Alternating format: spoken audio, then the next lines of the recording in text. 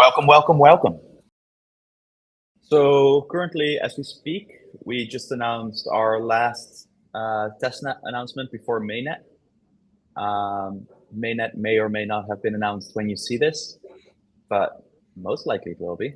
So as we are approaching this date, we are going over sort of like the very final stability tests while we're working on documentation and developer tools, and mostly the learning and monitoring of the network, while keeping an eye on sort of like the final upgrades to testnet, and then preparing for the big push to the mainnet upgrade. While doing this, part of the team is working on optimizations of the overlay network, while also planning the post mainnet releases. Mainnet is just the beginning; it's not the end of SEDA. There is a ton of work to do. Most of this will be around increase of throughput of the network, making sure we can serve even more data. And yeah, so these are sort of like changes to SEDA network, the overlay network, solvers, etc. And we have also kicked off with sort of like mapping out what the V2 of SEDA will look like. Yeah, that's all very exciting. Tons of stuff to do post mainnet on the engineering side as well. Getting ready for integrations, many things in the works. There's like some final adapter contracts that are being designed right now that will make integrating even easier on any EVM chain. So yeah, this is where we're at today. Getting ready to press the red button. What are the high level buckets of V2? If you could spill some beans. A lot less of a need for transacting or interacting with the SEDA chain for most folks. So right now there's still a ton of interaction between the overlay network, each of the overlay nodes, and the SEDA chain. And the goal is to phase that out. So long story short, it's just a lot more performance improvements. There's some low-hanging fruit that we will tackle in sort of like V1 releases post mainnet launch as well. Maybe give us just the kind of like walkthrough as you see it from mainnet upgrade leading to the first integration. So post mainnet, there's a lot of monitoring you want to do first and testing on mainnet. But I would expect first releases on actual integrations to go live within the first 10 to 14 days after mainnet's gone live. If you'll pay very close attention, you'll probably see that it might be a bit sooner, but I expect the announcements and sort of like the first sort of like usable integrations to go live, within that time frame, as I mentioned. Now that you're shipping mainnet, in X amount of days, what does the final mainnet, the V1 mainnet, look like in comparison to what you first envisioned it? Is it like a complete replica of how you first envisioned it, or has it completely changed across the 2 to 3 years? Yeah, I mean, my vision was quite abstract, I'd say. But I'd say that mainnet V1 does exactly what I wanted it to do, which was custom data feeds accessible from any chain. And it does it in a much more simple and elegant way than I actually thought of in the beginning. In the beginning, I thought we probably need some sort of CK proving scheme, and we sort of found a way around that is much more efficient. So I'd say that it's a simpler, which is better version of my initial sort of like fake concept of what I thought SEDA should be. From a personal level, how does it feel to be looking down the barrel of mainnet now? No, it's very exciting. Like nothing but exciting. I cannot wait to see this thing live in the flesh, seeing people use it. It's already been quite rewarding to see people use it on testnet. But seeing the first protocols actually building valuable mainnet transactions through the SEDA network and seeing them consume it in meaningful ways will be extremely rewarding. And I think that will be sort of like the next big things the next big mission for us to go after is sort of like these integrations. And so I'm very excited for that. While at the same time, I'm also really excited about the new opportunities that launching the mainnet creates from a sort of like engineering perspective.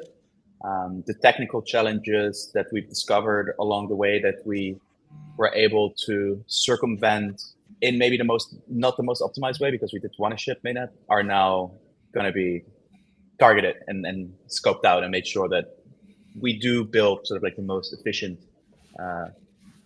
system that we can.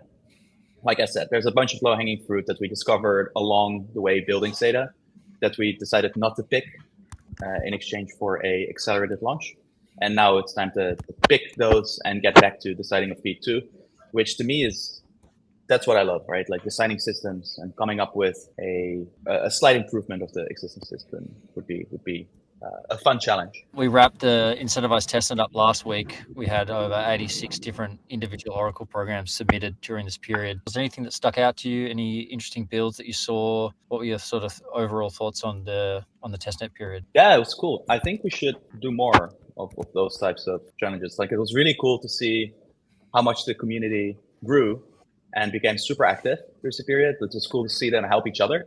And the things they come up with were really interesting. I think the one thing that really stuck out to me at the time was like something as simple as the fear and greed index that somebody posted, because there is people that live by this to do certain things, right? And sort of like being able to build like automated financial strategies built on this index is very interesting. And that got me to thinking, like, I don't know if somebody did this, but like then adding the M2 money supply as well.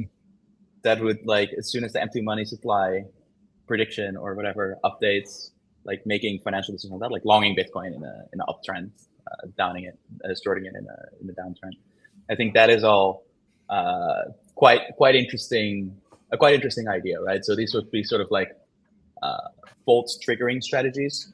And then other than that, like, I just thought it was really cool to see the non-financial things that people came up with as well.